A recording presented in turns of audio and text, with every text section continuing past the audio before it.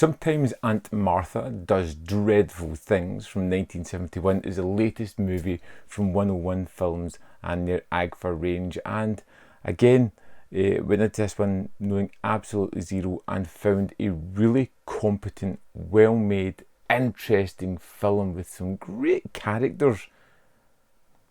What more could you ask for? This one is all about Paul and Stanley, two criminals who at the start of this one have already been hiding out in Baltimore for a little while.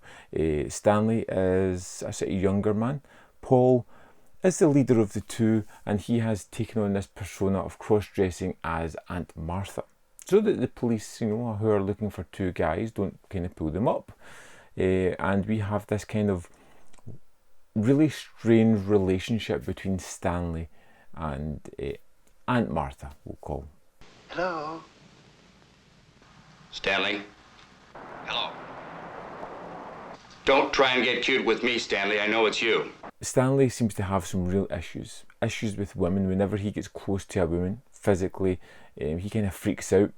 Some like PTSD, some kind of trauma, something leading him back that we're never really aware of. And it's up to Aunt Martha to make the girl, well, disappear in a fashion.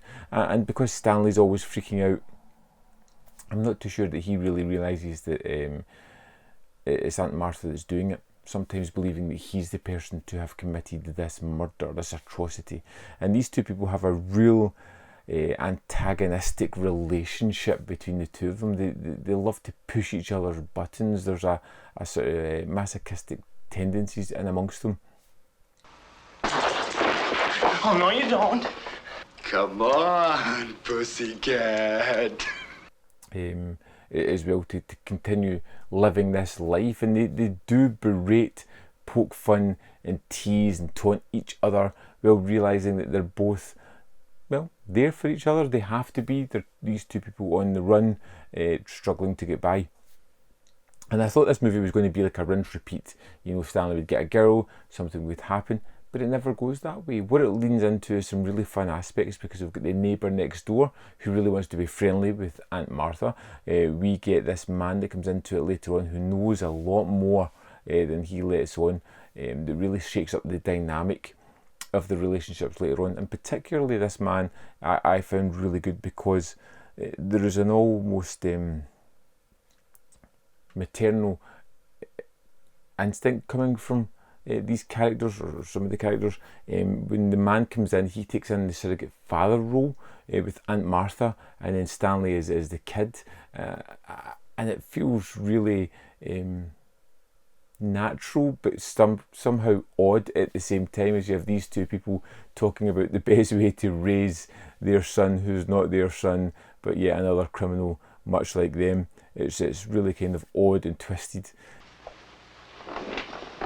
I'd like to ship him out of here in a box.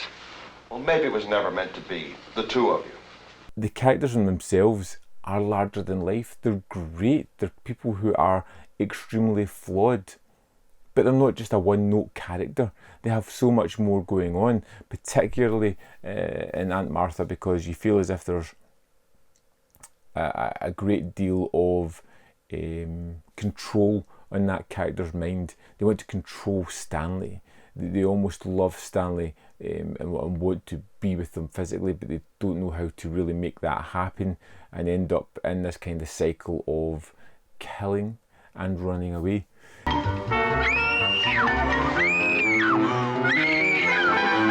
Sometimes Aunt Martha Does Dreadful Things is a tremendously well-made movie. Unlike some of the other AGFA movies, you can see that they've had a great deal of understanding of filmmaking, and there's no real mistakes, errors or ineptitude like we've seen in some other movies.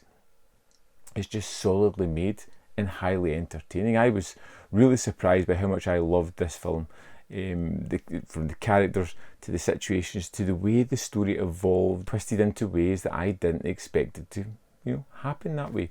I thoroughly enjoyed this one. Of course, as always, it's another RAM disc from 101 Films, so let's have a look at the extras and see what they have to offer.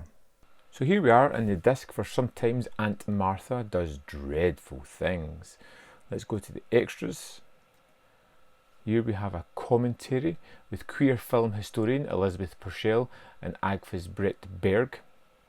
Next up we have the bonus movie, The Drag Queen's Ball, which is 47 minutes, and it's basically a kind of drag queen's ball. It is what it is. It's at the Holiday Inn in Tennessee in 1970, just following a few of the acts.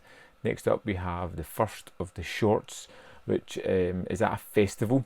It's kind of documentary style, just showing you people being themselves and interviewing some people as well. This should be watched primarily for the biker interview at the end, which is downright unbelievable, and the kind of snarky antagonistic nature of the interviewer. Next up we have the short Caught in the Can, which is basically two guys dressing up in drag. And then we have several trailers totaling 10 minutes, but that's a list of the trailers there. And that is it for the disc of Sometimes Aunt Martha Does Dreadful Things. So there we have it. Sometimes Aunt Martha Does Dreadful Things is terrific. I think it is one of the standouts of this range thus far. It's got a RAM disc with so many great extras as well. Highly recommended, extremely fun, entertaining, and a definite worthwhile watch. I'd love to know your thoughts. Let me know in the comment box below what you think about this one. Like, hate, not interested, I want to know. Either way, as always, there's more content up here. You can see more of my stuff if you're interested. In the description box below, there is a link to the Patreon and the membership program, and where you can buy some cool Man v Film merch if you're interested. Thanks for watching, and I'll see you next time on Man v Film.